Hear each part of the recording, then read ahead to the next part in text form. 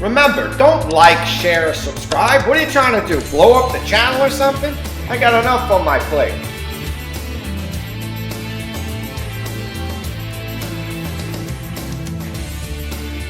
Welcome back to Flatline. Just want to get to thanking all the new subs, and let's talk about the message before we get to the details. Andrew Wilson is going to, of course, and politely, tear down a college-aged voter and seeing actually what she knows. Because, just to let you know, these people have votes too. Let's get busy.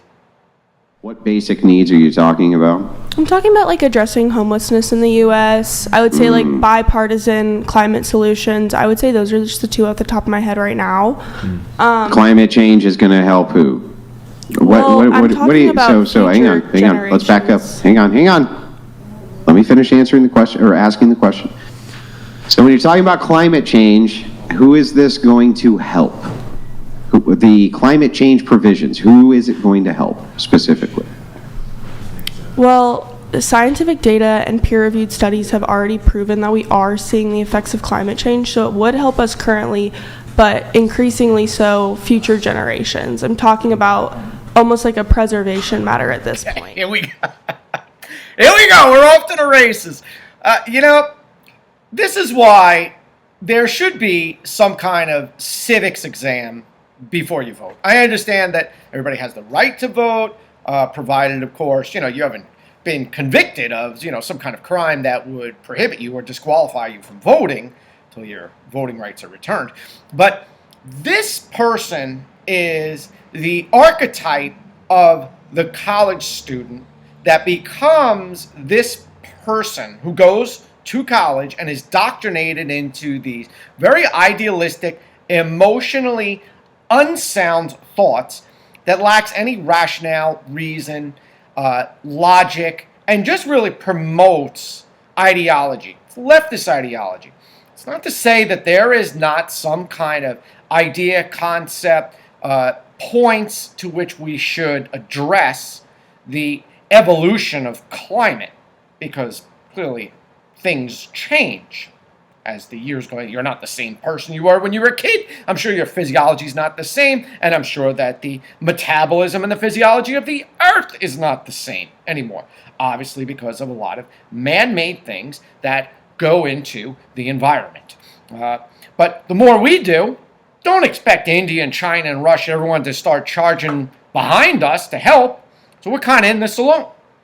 But Andrew Wilson is going to try to see if this person actually knows what she's talking about. Hold your breath. Here we go. So who would it help right now? Right now, it would help us. Do you see the amount of natural disasters that are occurring at rates that we've never seen before? The amount of people dying from heat waves? It's on the rise. Less people dying from heat waves than have ever died in heat waves in history, that's for sure, because we have these cool things called air conditioners. But besides that, there's this other awesome fact, which is that the climate change crisis is a complete made-up fiasco. It's nonsensical, and the data models are so overtly complex that it's essentially impossible for you to draw adequate conclusions from them. As it turns out, climate's really complicated. Which is true. If you go back to like the 1960s and 70s and 80s, if you research this on YouTube or you go to Google, there was the fear of a coming ice age before the century. And then it was promoted that we only had 5 or 10 years, according to Al Gore, before the end of our planet. And AOC continues to drumbeat the same fear, because it's always about, with the left, policies of fear. Now, that's not to say we don't address things that go on with respect to climate and how things could be impacting the environment. We certainly do. Air and water, all of these things affect all of us. So, of course, it's very complicated. The last 14 years, if you pull up the model, the last 14 years have been some of the hottest ever on record. But for New York, the hottest day that was ever recorded was like, it's like was like 200 years ago. It was like in the 1800s, right? So you think they were worried back then? Like, oh my goodness, it's so hot. What are we going to do? The world's going to end. My God. So all of this is just from irrational fear, stoked by crazy college professors who should be teaching about science, technology, mathematics, things like that. Useful financial skills so that you can avoid getting into debt, as opposed to worrying that, oh my God, like we are totally destroying the environment and peace and people shouldn't hurt one another. And I don't care what identity you could be a giraffe. I respect you if you're a giraffe. What are they teaching for $50,000 to $100,000 a year in college? Right? I just want to know, if you were the Queen of the United States and you can have your perfect climate policy instituted, whatever that is, who would it help right now? Who would it help right now? Okay, well, first of all, I don't think I would ever want to be Queen of the United States. Let me start Yeah, but if off you with were. that. I'm just prefacing. I would say that if I were to implement bipartisan climate solutions right now, it would mostly focus on shifting the labor markets over to sustainable energy. So I would say right now who it would help is, in my perfect world as the Queen of the United States, it would help people who are currently working in the gas industry and fossil fuels. I would say that... You mean those people who all have jobs? Yes, but in my How would it help them? I would like to continue my thought without any interruptions. Cool. Yeah, I'm sure that you would, but I don't want you to prattle. I want to go point by point. How would it actually help people in the gas industry who are working for the gas industry? I'm saying that in my bipartisan climate solution that I would implement, theoretically, that it would shift our industry from being fossil fuel dominant over to sustainable energy, and it would first and foremost focus on protecting the jobs of those who are in those industries right now. That's all I'm Those saying. people. Do you know what that answer reminds me of? I personally believe that U.S. Americans are unable to do so because some people out there in our nation don't have maps, and I believe that our education, like such as in South Africa and the Iraq, everywhere like such as, and I believe that they should, our education over here in the U.S. should help the U.S. or should help South Africa and should help the Iraq and the Asian countries, so we will be able to build up our future for our children. Thank you very much, South Carolina. Do you know what's even worse? I didn't know how to pull it up. So I put into YouTube, dumb, pageant, blonde. Who are in those industries right now already have jobs. How would this help them? You asked me to answer a question on a hypothetical And what? situation Okay, and then what was where the I'm question the I Queen of the actually? Okay, US. hang on. What was the actual question I asked you? Just repeat it back to me if you don't mind. If you were the Queen of the U.S., who would your policies? Yeah, we've got a little off topic, Brian. If I were the Queen of the U.S. right now, who would my climate policies help right now? Right. So who would they help right now? How would it help people who have jobs to have jobs? I think that the U.S.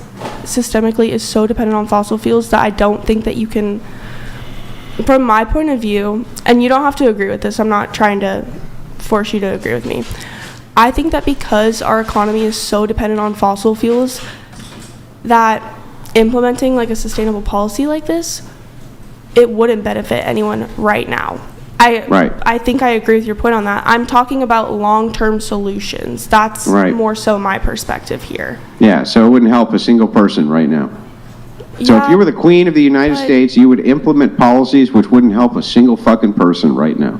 I think also you're ignoring that sometimes in politics, it's not just about policies helping people short-term, that you're trying to create long-term systemic impact. All right, so what are we taking away from part one here? Well, essentially, it is complicated.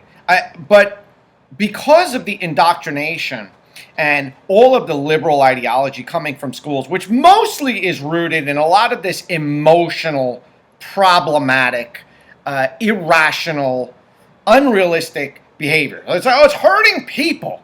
Well, yeah, it might be hurting people, but it's so much more complicated. Nobody wants EVs, right? And when I say nobody, meaning like the demand for it is just so depressed. I have clients in my practice essentially which say nobody wants them. They own car dealerships. Nobody wants an EV, not a driven EV. The range anxiety, they're not highly efficient. If the battery goes, when the battery goes, it's like $15,000 to, you have to replace the whole car, essentially. And fossil fuels and the like, it permeates so many other different things. It permeates rubber and plastic and cell phones and so many other different things. Yeah, of course we're so dependent on fossil fuels. However, there should be a move and there should be a contest, which is why somebody like Trump, who's a business person, looks at these things in a very pragmatic way, which is why they try to say, oh, he told people to put bleach in their veins and some kind of UV inside their body to beat COVID.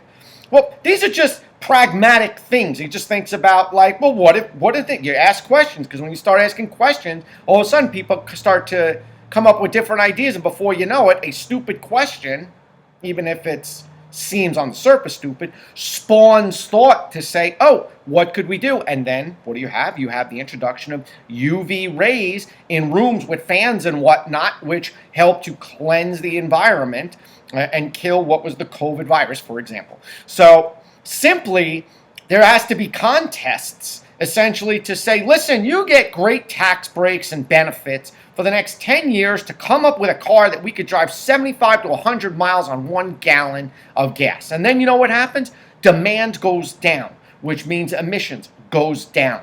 Okay, and destruction goes down. In that same span of time, you motivate other companies that help to improve water and air and all these other different things. But as much as you do with that, you still got to get the rest of the world on board. And when you got countries like China and India and Russia that are building coal-fired plants at such a rapid rate, they just depress all of the good that we're trying to do.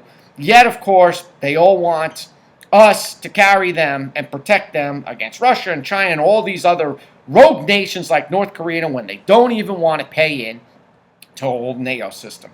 So I don't know how we made a jump from college to that, but why the hell not? All right? Make sure that you join me for part 2, and we're going to continue to get busy living.